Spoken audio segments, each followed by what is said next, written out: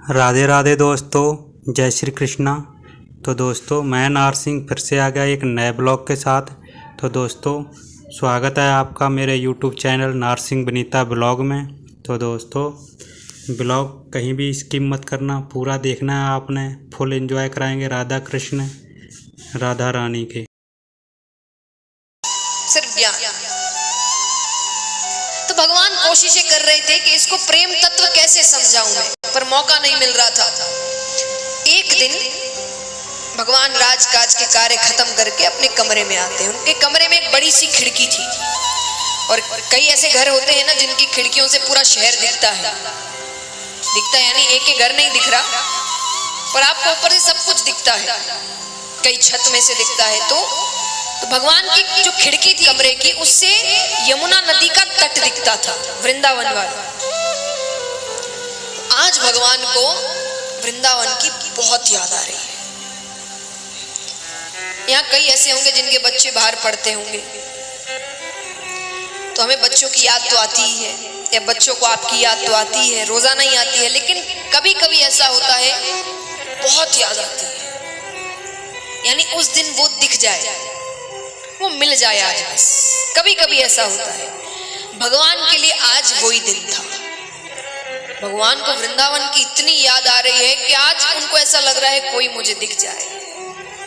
अरे कोई पानी भरने आ जाए, कोई गैया चराने आ रहा हो, कोई किसी भी कारण से आज यमुना नदी के तट पर कोई तो आ जाए। अब कई बार जब बहुत याद आती है तो आपको कभी कभी महसूस होने लगता है वो पास है।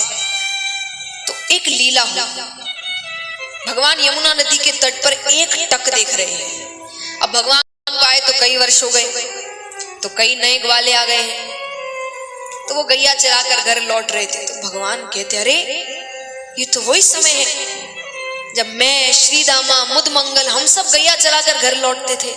अरे ये निश्चय वही समय है। पर यादों का ऐसा भाव उठा कि एक बार के लिए भगवान भूल गए कि वो कहाँ है, और भगवान जोर से आवाज लगाने लगते, अरे श्रीदामा रुको, मैं भी आ रहा हूँ। अरे मुझे मंगल जल्दी चलो, अरे आज तो बड़ी देर हो गई, आज माता बहुत चिल्लाई। और जब ध्यान भटकता है तो समझ आता है कहाँ बैठे हैं। भगवान जोर जोर से रोने लग जाते हैं, आवाजें आ रही है, हिचकियां बन गई है। वो आवाज सुनकर बगल के कमरे में उद्धव जी बैठे थे, वो दौड़ कर आते हैं, भगवान को देखते हैं, हृदय से लगा लेते, कहते, प्रभु आप रो रहे हैं? अरे आप तो ये रोना धोना दुख सुख से परे हैं, आप क्यों रो रहे हैं? भगवान कहते, मुझे वृंदावन की बहुत याद आ रही है, मुझे मेरी यशोदा मैया की बहुत याद आ रही है, मुझे नंद बाबा की बहुत याद आ रही है। भगवान कहते हैं, अरे उद्धव, अरे मैं जब तक वहां रहना एक सुख नहीं दिया। यशोदा मैया जैसी मैया युगों युगों तक किसी को नहीं मिलेगी। मैं जब तक रहा उनके घर केवल उल्हाने आए, शिकायतें आई। अरे रोजाना कोई ना कोई दरवाजे पर खड़ा रहता, तुम्हारे बेटे ने ये कर दिया, तुम्हारे बेटे ने वो कर दिया। फिर भी उनका प्रेम घटने की बजाय और बढ़ता गया। एक बार मैं गैया चराकर घर थोड़ी देर से लौटा, मेरी माता मुझे हृदय से लगाकर रोने लगी। वो कहती, कन्हैया तू देर मत किया कर, तू पास नहीं रहता ना, मेरा हृदय अपनी जगह छोड़ देता है, मुझे बहुत पीड़ा होती है, तू जल्दी आया कर। आज कितने दिन हो गए, मेरी माता कैसे रह रही होगी मेरे बिना। भगवान कहते हैं, नंद बाबा जैसे बाबा किसी को नहीं मिलेंगे। अरे मेरे बाबा जानबूझ के जूतियां नहीं पहनते थे और घर से बाहर जाकर खड़े हो जाते थे। क्यों? क्योंकि उन्हें पता था अभी कृष्ण मेरी जूतियां सर पर लेकर आएगा और आकर कहेगा, बाबा आपने जूतियां नहीं पहनी ना, जल्दी पहन लो, मैया चिल्लाएगी। और मैं अपने हाथों से अपने बाबा को जूतियां पहनाता था। उद्धव, मैं दावे से कहता हूं, जब से मैं यहां आया हूं ना, मेरे बाबा ने जूतियां नहीं पहनी होगी। अरे उससे ज्यादा दुख तो मैंने उन भोली भाली गोपियों को दिया है। एक बार यशोदा मैया ने मुझसे कहा कि कन्हैया तू उनके यहाँ चोरी क्यों करता है, वो बहुत गरीब है, वो जो माखन दूध दही बेचती है उनसे जो पैसे आते हैं वो उससे ही भोजन करती है, तो उनकी मटकियां फोड़ता है, जिस दिन चुरा लेता है वो क्या खाएंगी। तो मैं कई दिनों तक चोरी करने नहीं गया। कुछ दिनों बाद वो सब की सब हमारे घर आ गई, आकर कहती है यशोदा कन्हैया सिर्फ तेरा ही बेटा है क्या, हमारा कुछ नहीं, चोरी करता है तो करने दो, मटकियां फोड़ता है तो फोड़ने दो, पर असल में गरीब तो हम उस दिन हो जाएंगे जिस दिन कन्हैया हमारे घर आना छोड़ देगा।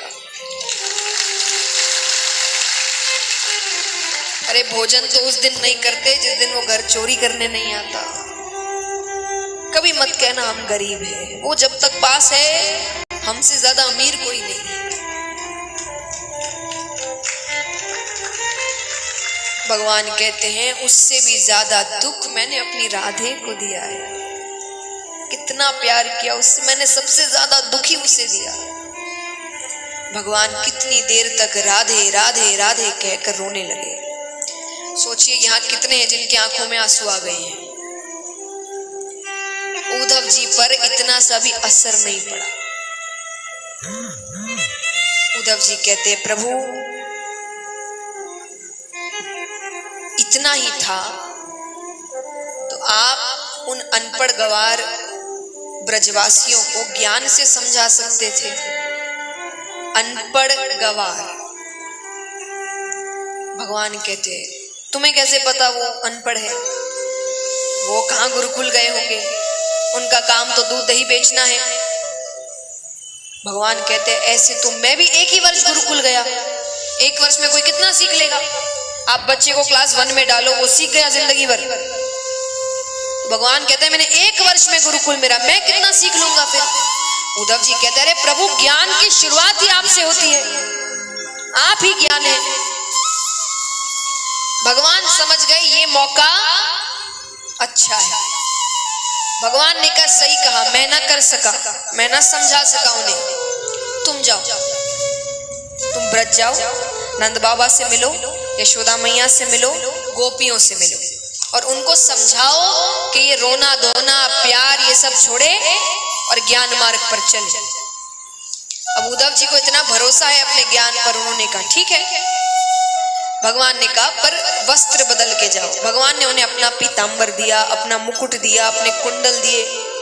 उद्धव जी ने कहा इन सब की क्या जरूरत, बोले इनके बिना बात करना तो दूर, कोई तुम्हें देखेगा भी नहीं।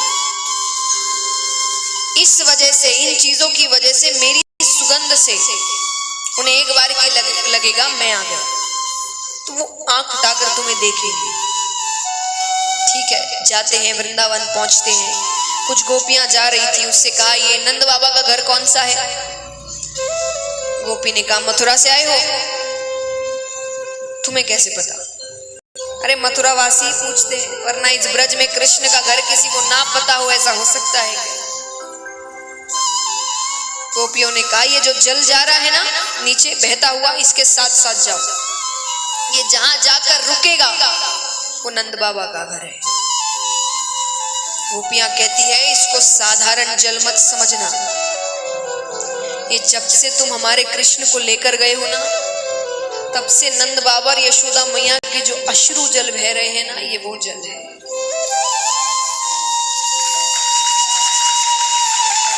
सब कुछ तो लेकर चले गए, क्या लेने आए हो। ठीक है, जाते हैं, नंद बाबा के घर पहुंचते हैं, आवाज लगाते हैं नंद बाबा, ओ नंदराय जी। एक साधारण व्यक्ति की आवाज आती है, कौन। अरे मैं उद्धव हूं, कृष्ण का मित्र, उसका संदेश लेकर आया हूं। एक व्यक्ति बाहर आता है, दुबला पतला शरीर, झुर्रियां पड़ गई है, आंखें अंदर तक धसी हुई, कांपती हुई